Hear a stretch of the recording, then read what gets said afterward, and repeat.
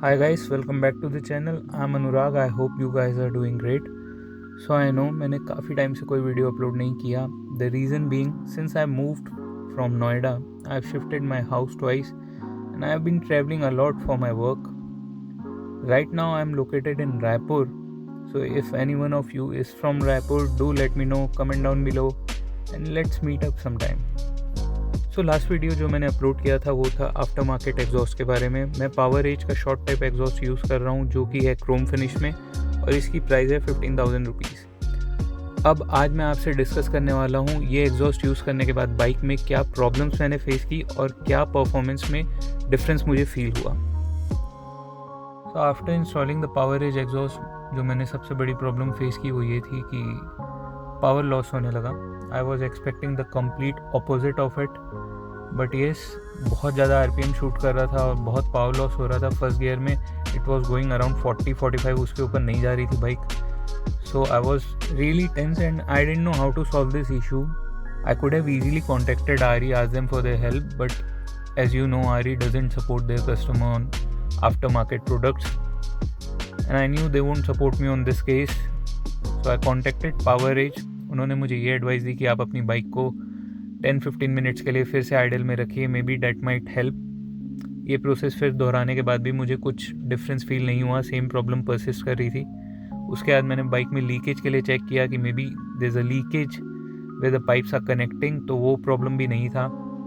उसके बाद मैंने एक चीज़ नोटिस की कि ये प्रॉब्लम मुझे तभी हो रही है जब मैं DB किलर्स इंस्टॉल कर रहा हूँ. Without DB killers there is no problem.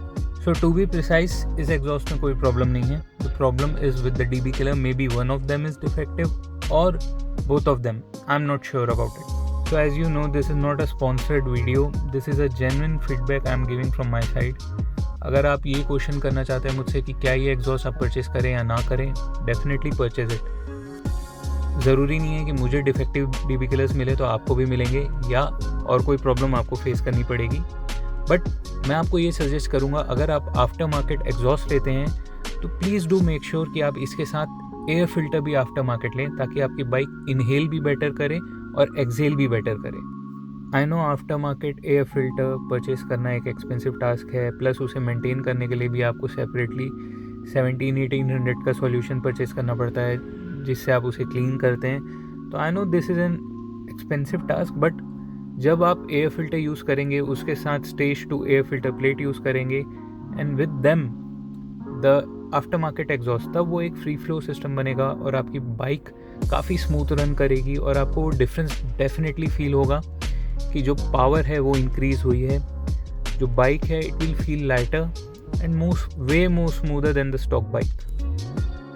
Performance की अगर बात करें तो पिकअप काफ़ी इंक्रीज़ हुआ है. जो थ्रॉटल रिस्पॉन्स है वो काफ़ी अग्रेसिव हो गया है, शार्प हो गया है. As you open the throttle the bike really pulls. Power has definitely increased. I will share a screenshot of the dyno test done by the power edge team. I am not the guy you should be looking for the top speed test. मैं कभी भी top speed test नहीं करता because it's very risky. India में कोई भी कभी भी कहीं से भी आ सकता है, so I won't be doing such things. So that's about it. The sound has increased, the power has increased.